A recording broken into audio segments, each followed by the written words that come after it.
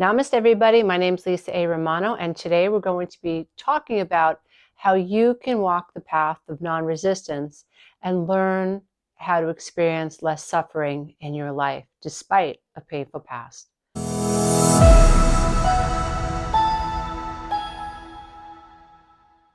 As a life coach and as someone who's been on this emotional healing journey for many years now, I would say that I've been on the conscious journey, knowing that there was something wrong with me, probably for about 3 decades now.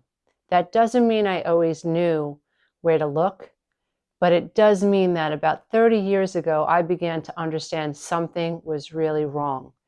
And that really started to happen when I began to experience tremendous anxiety in my life, and when I was getting more, I would say, accountable for having an eating disorder when I was a teenager and young adult, well into college, and being a mom, a new mom, and recognizing the level of frustration that I had, and recognizing that something was really wrong. I was not happy. I was not fulfilled. I had everything that you would think would make someone fulfilled. I was married. I had 2 healthy children at the time. I had a business. I had a beautiful home. And here I was unhappy. And I was really beginning to recognize that something was really wrong. And that is how so many of our awakening journeys begin. Something's wrong. So there was a hole in the wall. I knew there was a hole in the wall, but I couldn't see it. I couldn't identify it. And I realize now, I recognize that now, that's because I was not awakened. I was still living below the veil of consciousness, but something was stirring in my spirit where I was beginning to understand there has to be more to life here. And as my life progressed, I had another child. And like so many people do who are in a toxic marriage, you just get to a point where you think, this is the best it's going to be. I'm not going to leave him. She's not going to leave me. I'm not going to leave her, whatever. And this is probably the best it's going to be. Who's happy anyway? And I had gotten to this place of accepting that my ex-husband and I were never going to be on the same page.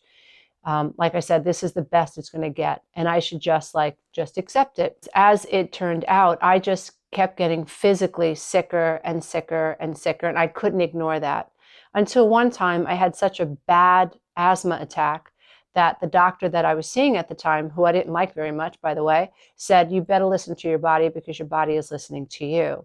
And that was a huge, huge wake-up call. And I thought, wow, so it isn't just a matter of me consciously accepting that this is the best it's going to get. There's something deeper. There's a deeper process that's stirring within me that I'm not yet aware of, that I cannot ignore, because he told me that if I fell asleep, I would not awaken. I was breathing with less than 20% of one lung. And that's when my mind opened. Something happened where my mind, I would say a window into my mind opened. And for the first time, it was a very strange experience, but for the first time, it was like I was looking through a looking glass and I was observing my mind. And that fascinated me, that I could have this observer type experience, that I could see the way my mind was working. And for the first time in my life, I had some space between me and my emotions, where I was observing my emotions, and there was some type of cause and effect experience happening in which emotions were stirring and my body was responding.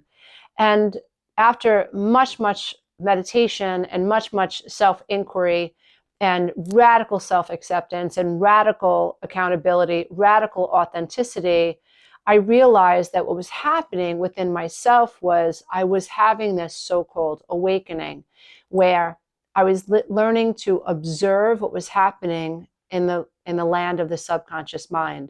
And over time, I learned to piece together my story in which, the reason I was the way I was because of these childhood experiences, being raised by a passive-aggressive, highly controlling, codependent mom, who I think, in my own opinion, she had high narcissistic traits, but I wouldn't deem her as a narcissist in the relationship. I would definitely deem my dad as the narcissist in that relationship. So being raised by a codependent mom who was below the veil, highly reactive to whatever my father needed, and my father being highly narcissistic, living below the veil, and being reactive to his own unhealed childhood trauma, living in this world of grandiosity, thinking that he was right all the time, lacking empathy for just about anybody that came into his experience, and God forbid you tried to hold him as responsible for something that he said or some behavior that he engaged in that really set the stage for you to believe he really didn't care about you as a person, because he was very quick to disregard you and dismiss you if you dared to confront him about anything. Where my mother basically intimidated you to the point where you didn't dare even question what she said. And all of this ties back to being a little girl, in my case, a little girl who needed both of these parents like she needed air, and being programmed below the veil of consciousness to have a brain that is wired, very short fused, who never felt safe, who never felt carefree, and who lived externally trying to figure out how to keep them calm and how to keep them safe. Why? So to avoid the pang of abandonment. But here's the thing, that pang of abandonment was always there. I was just running from it. And that pang of abandonment what gave birth to generalized anxiety disorder. It gave birth to panic attacks. It gave birth to perfectionism. It gave birth to focusing on things that I could not control, worrying about what people thought about me, thinking that, oh, if I look this way or if I look that way, if I weighed that much, I was more acceptable, right? Like all of these superficial, truly egoic concepts and ego identities that had been brainwashed into me throughout my childhood and my adolescence that falsely had me believing that if I just had that thing, if I just had that experience, then I would be good enough. It's all a bunch of hogwash. So here I am in my mid-30s. Now I have 3 children, and I'm realizing that something really is really wrong, and it's inside of me. Yes, my marriage sucked.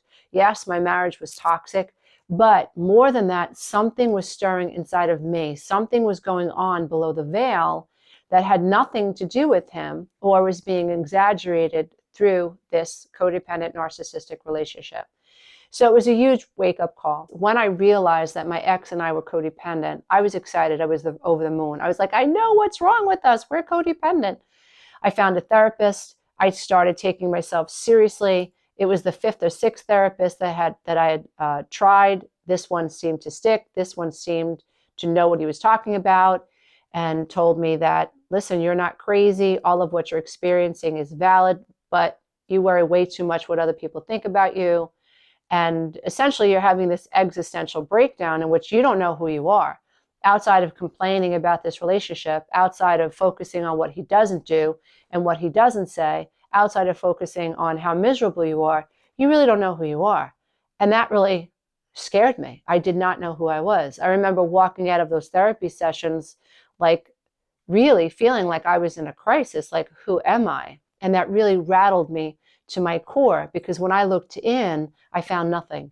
I mean, if you took him away, if you took the complaining away, there really was nothing at that time.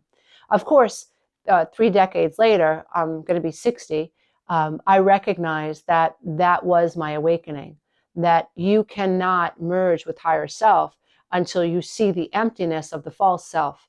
And that was my journey. It wasn't easy, but that's where I was at that time. So over the course of my life, I learned it was my way to use meditation as a gateway to look within, to calm down the mental chatter, to slow down the negative, subconscious, faulty childhood patterns and programs that I had learned throughout my childhood. It was a very pragmatic and practical way for me to, which I didn't even realize I was doing at the time, but what I was doing was I had awakened the observer. I could see the patterns and the programs now were responsible for my anxiety, that were responsible for my codependency.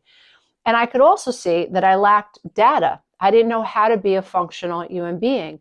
I didn't know how to accept how people thought about me.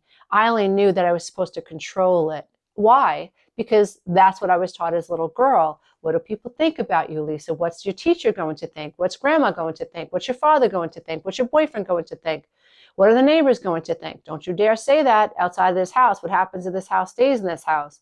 So all of this faulty, negative childhood programming that really taught me to suppress my authentic self and to live in fear of people rejecting me was running the ship.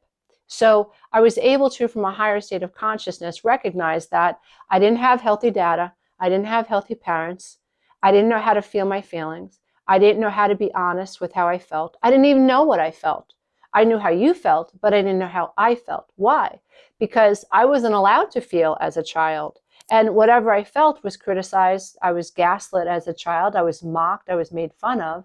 And so I associated pain with authenticity and pleasure with faking it, with pretending I was okay when I wasn't, which is an absolute inversion of what Source wanted me to do, which is tell my truth and to be in touch with who I am and to associate pleasure with authenticity and pain with being disingenuous and with not being able to be my true self. This has been a long, long journey, and I've made a lot of mistakes along the way, but every time I fell, I learned something. So can we really call that a mistake, or just the process of evolution? And so this is the path. I'm slowing down my mental field. I'm recognizing that not only is what's in my mind dysfunctional, I don't have the data I need to be functional. I don't know how to not react to every emotion. I didn't even understand ego at that point.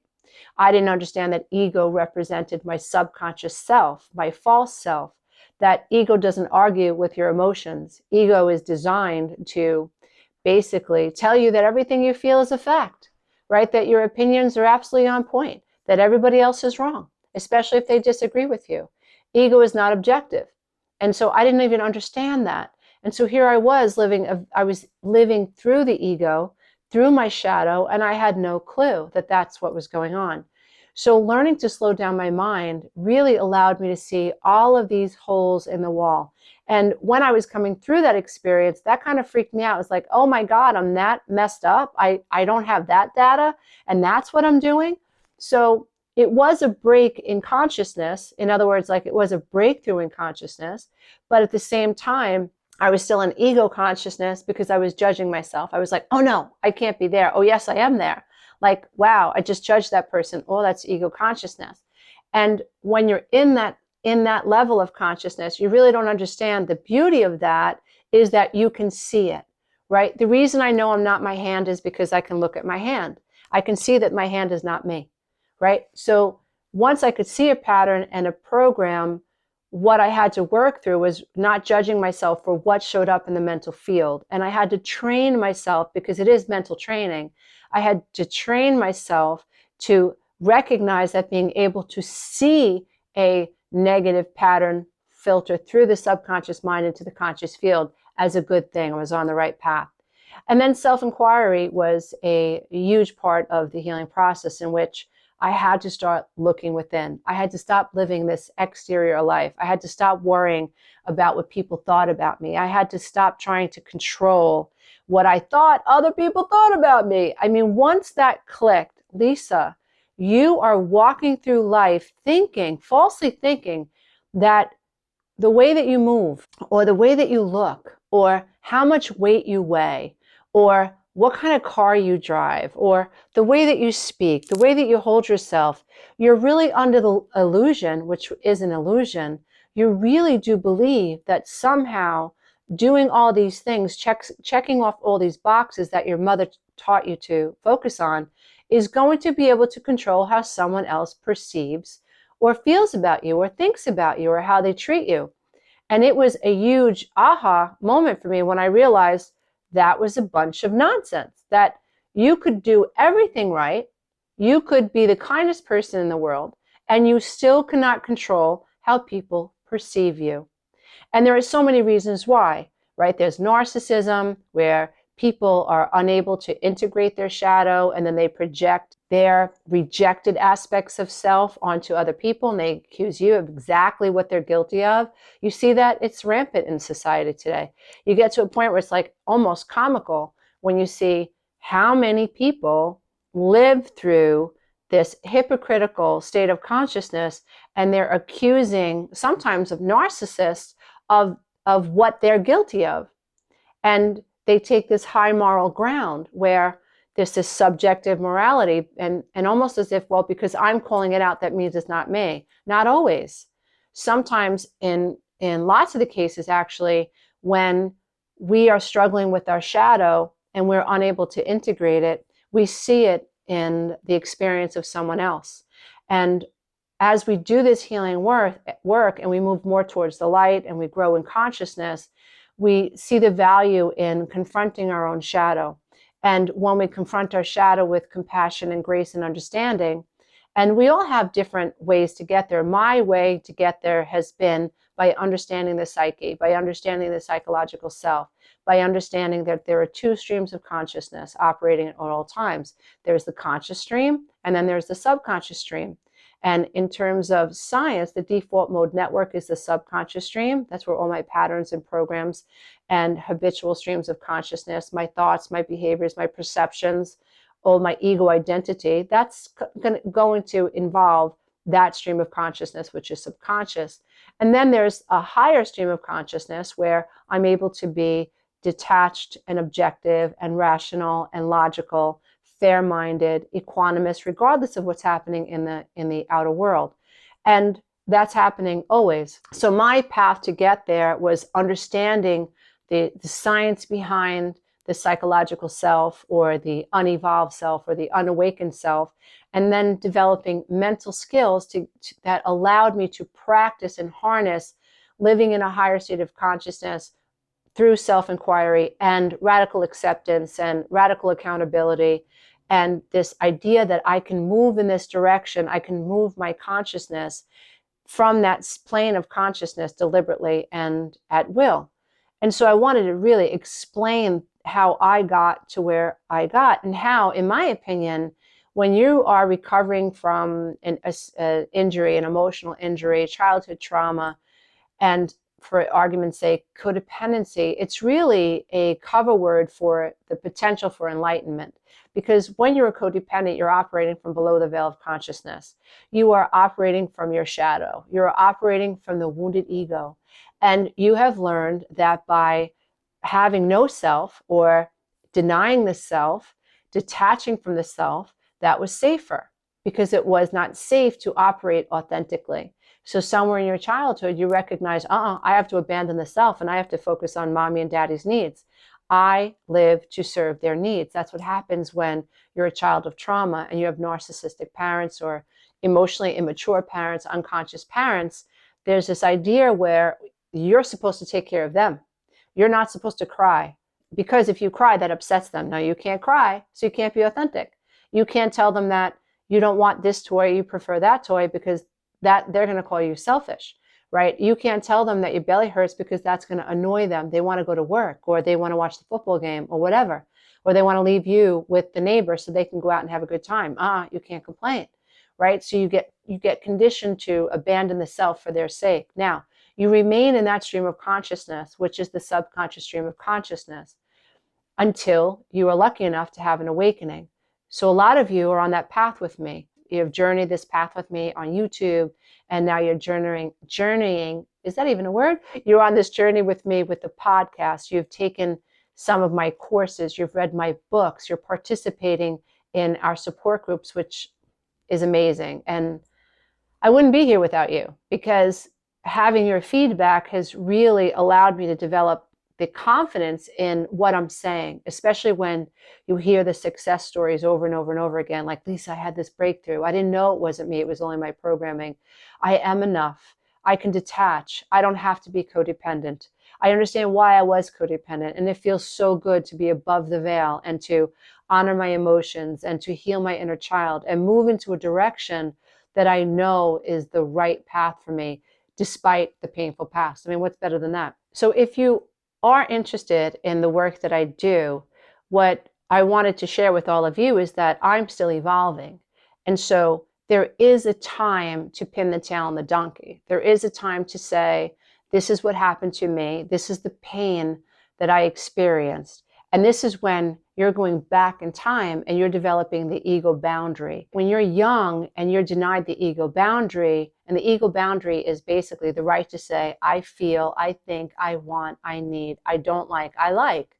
And when you come from a narcissistic family or a toxic family, that ability to look within and operate from your authentic self with these boundaries gets obliterated. You're not allowed to do that. And so many codependents and those adult children from alcoholic homes, for instance, and those of us who have come from abandonment issues and emotional neglect and worse, we need to go back. We need to unearth this, what went wrong.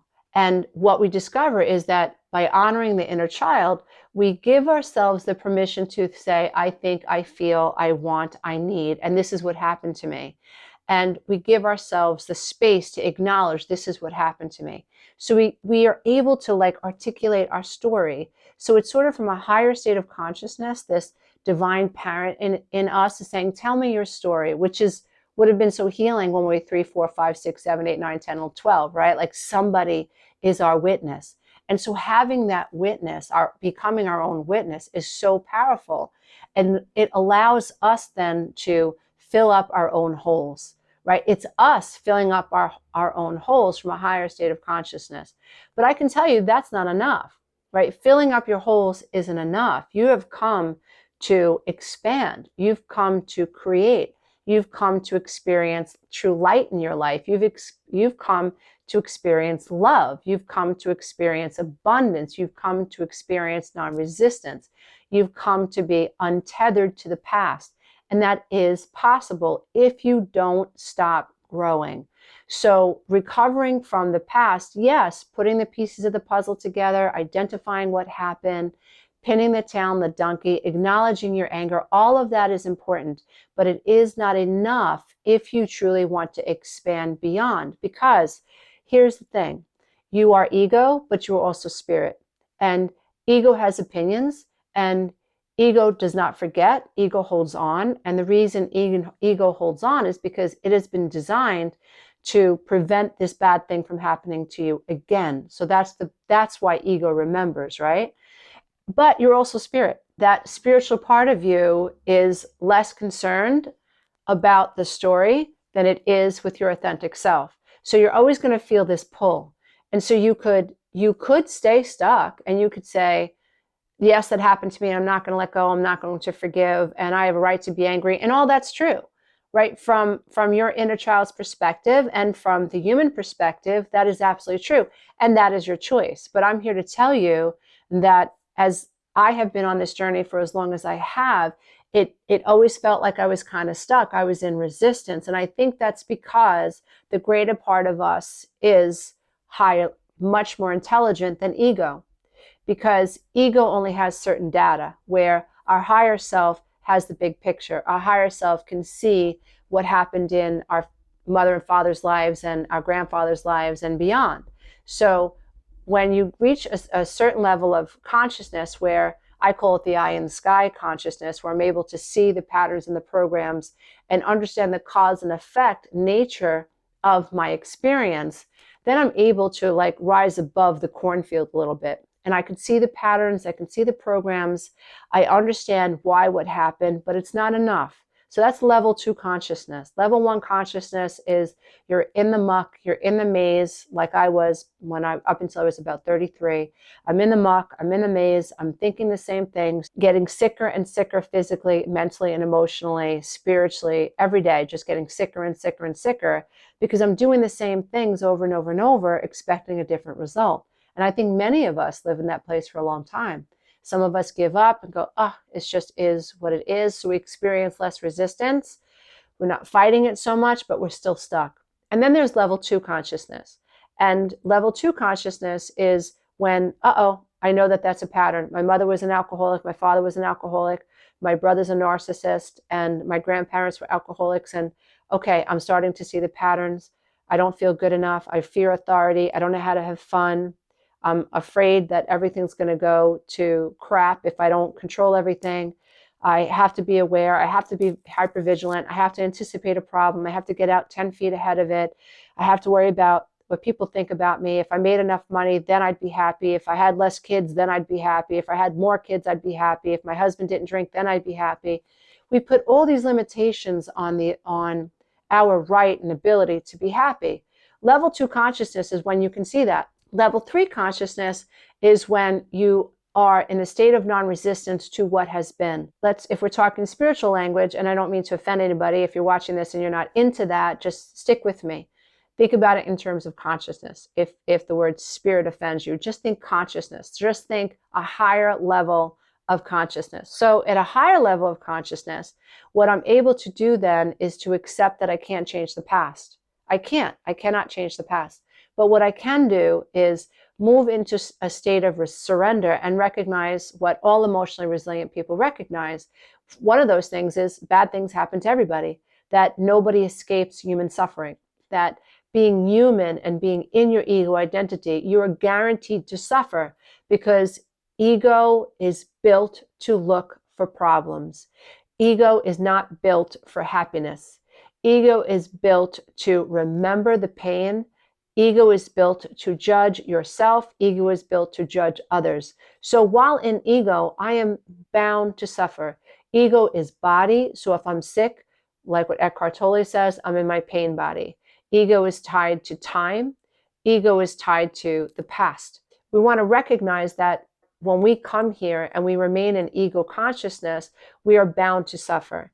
But in third level consciousness, we're able to acknowledge, like, okay, ego is a part of my story and it's gotten me to this point, but I'm not just ego. I'm not just the past. I'm the now. I'm the future. And with enough deliberate intention, I can mold my future.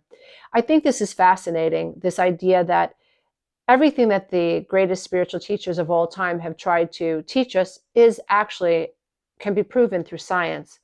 The brain can actually prune itself, and it does. In other words, like if I could snap my fingers and I could just say to you, okay, Michael, okay, Susan, okay, Linda, from today moving forward, that's it. The past is done. You're just going to focus on reminding yourself that you are very fortunate to be alive, that you are in a body that is functional, that you can breathe, that you can think. And you, with the snap of my fingers, all you're ever going to think about is how lucky you are that you're a human being that has a liver and a heart, a set of lungs, an esophagus, a stomach. You have eyes, you can see, you have emotions, and you can feel. You love life. You can feel the ground. You can breathe air. From this moment on, that's all you're going to think about.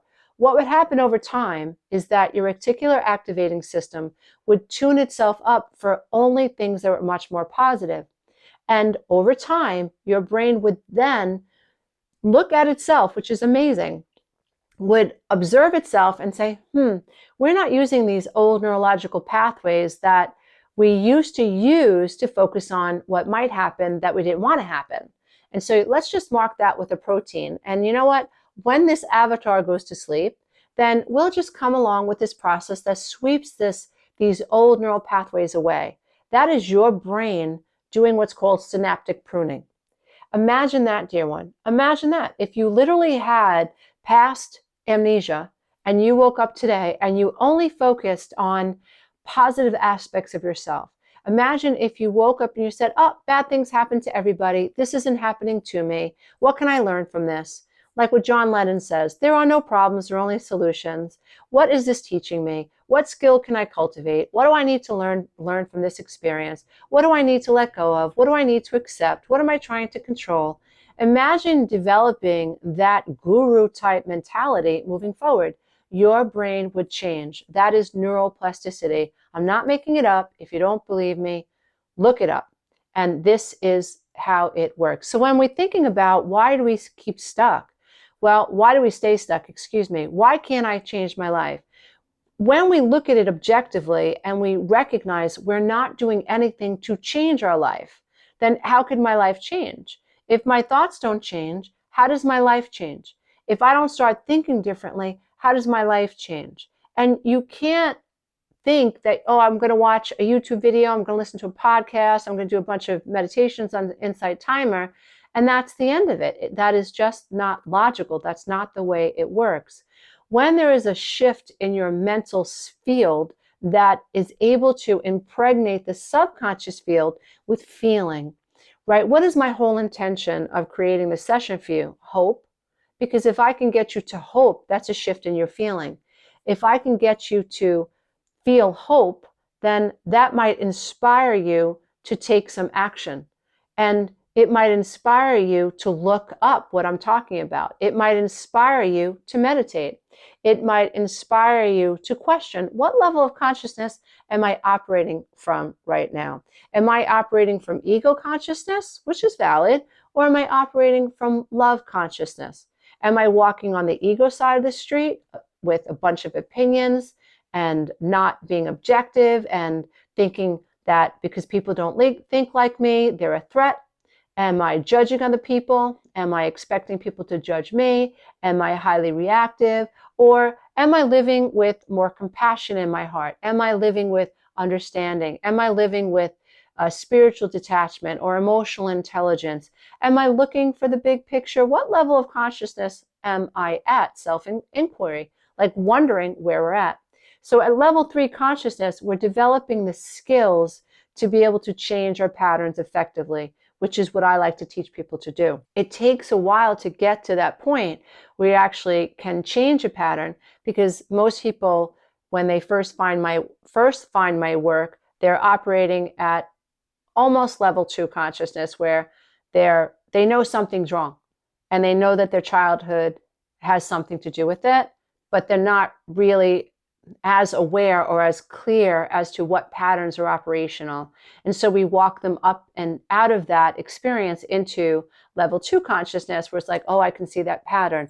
Level 3 consciousness is where we really harness the ability to be accountable, right? Why? Because we're emotional warriors. We can see the cause and effect nature of this work.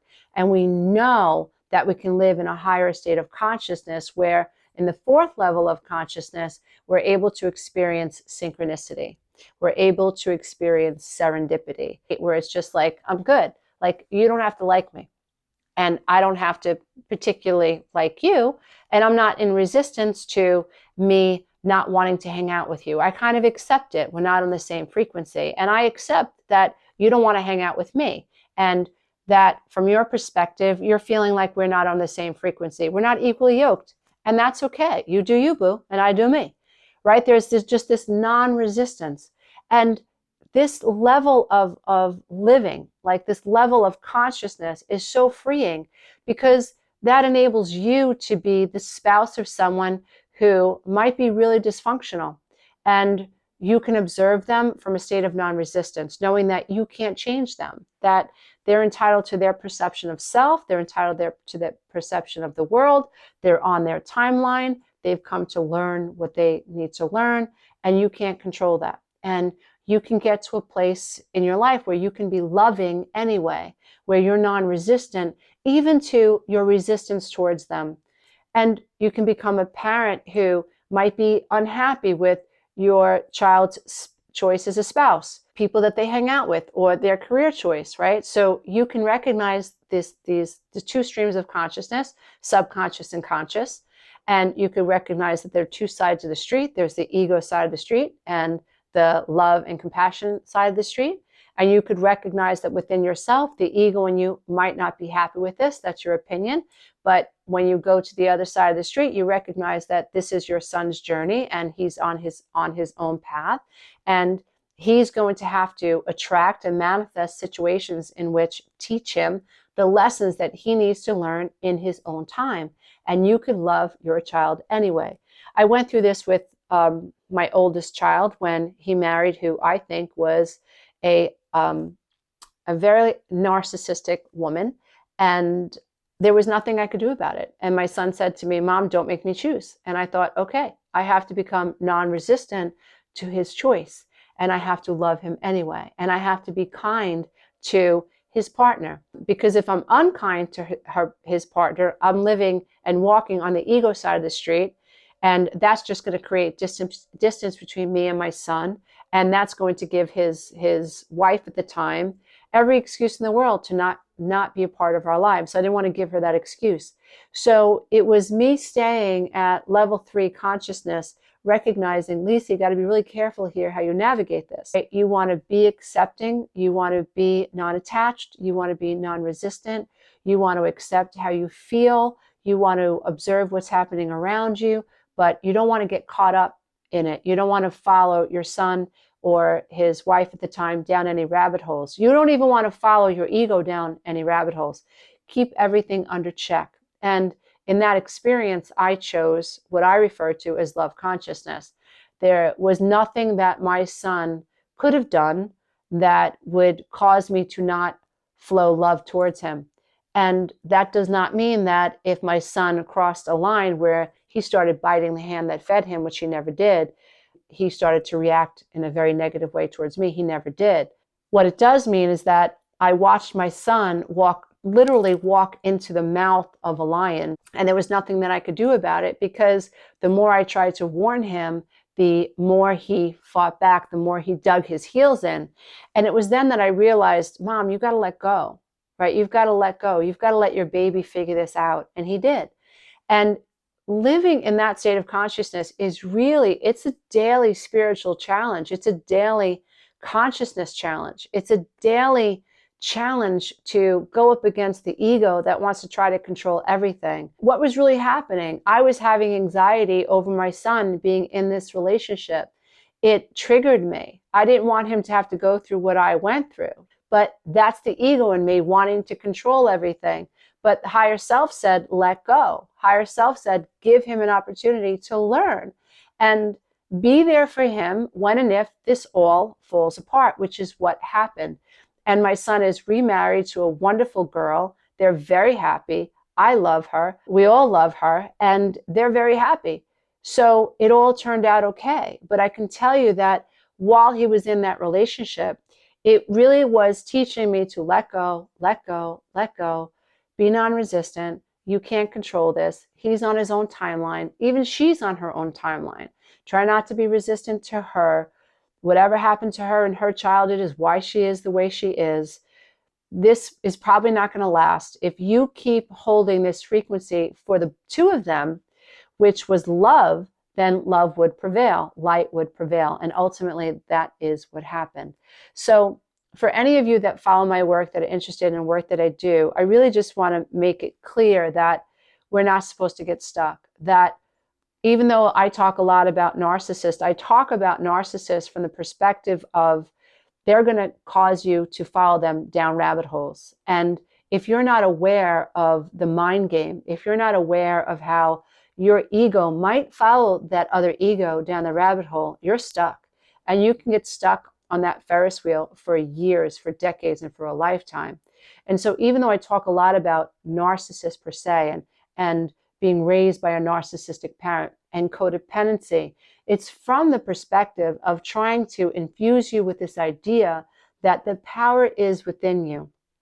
And being raised by a narcissist, being married to a narcissist, being engaged to a narcissist, and going back and forth with the narcissist keeps you stuck at their level of consciousness, at ego consciousness.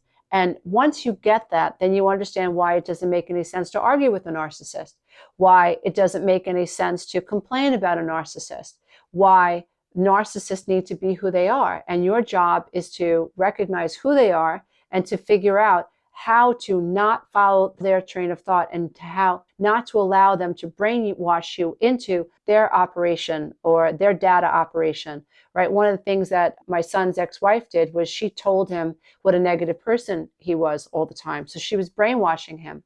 She would put him down all the time. So she made him feel not good enough. So he was drinking that Kool-Aid. And yet, as my son started to come up through the veil and he started to challenge what she was thinking, he was coming out of her state of consciousness, her ego consciousness, her need to control him. He was coming out of it. And as he began to resonate with a higher state of consciousness, he was able to push that voice back. And ultimately, he found his true voice. He was enough. And anybody who loves you, really, really loves you, wouldn't speak to you that way. And so he was able to reach the third level of consciousness where he was able to break the patterns and break the spell. So yes, we do talk a lot about narcissism. We do talk a lot about narcissistic abuse. But from the perspective of, dear one, it is like living in the matrix. When you've been raised by a narcissistic parent, they have brainwashed you to believe that you are not good enough. They have brainwashed you out of being in touch and in contact with your authentic self. And I hope that what you hear from me is that there is a pathway to the higher self, and that pathway is a conscious healing path. It is through the elevation of consciousness. It is through mental skills like self-inquiry and meditation and self-observation and going within and developing a quiet heart and going shati, meaning looking within, saying nothing, and observing your mind from a higher state of consciousness and operating with the intention to break free of the patterns that keep you tethered to the past and detached from your true self. I so hope that if you resonate with my work, that you recognize that you have the potential to live a truly powerful, conscious life, free from worrying about what other people are thinking about you, and unencumbered by the faulty beliefs of the past. I really hope that that's what you're receiving when you come here and you listen to this information. Dear one, you are enough, and everyone on the planet is a facet of you, just at a different state of consciousness. And that's why the biblical story that is so popular, you, the one who has never sinned, the one who has never been critical, the one who has never been judgmental, the one who has never been unkind, you throw the first stone. When you develop humility and you develop the ability to live with integrity, and you really are impeccable with your word, as they say, right? When you develop that ability and that desire, you look within and you realize you are not blameless. No one is completely ever blameless. That doesn't mean that you haven't been wounded by other people. It just means that we're all human. And when we can push past this need to punish other people and to remember, and when we recognize that trauma keeps us stuck, and trauma is even a state of consciousness, and when we recognize that trauma will cause us to isolate, it will cause us to distrust ourselves, it will cause us to distrust others, and we really look at trauma as a state of consciousness, then we can develop the mental skills to help us elevate our consciousness, learn how to get in touch with our true self, and we can learn to trust the self. And in time, we get to learn how to trust our intuition, so we always feel safe. So I'm free to let people in and let people go. So I have nothing to fear. So thank you so much for being here. Thank you so much for being you. And thank you so much for choosing to heal your life in this lifetime. Namaste, everybody, as a bow to the love and light that is absolutely in you. Until next time. Hey, if you love this content, don't forget to check out the next video, and you can go to my website and take the codependency quiz.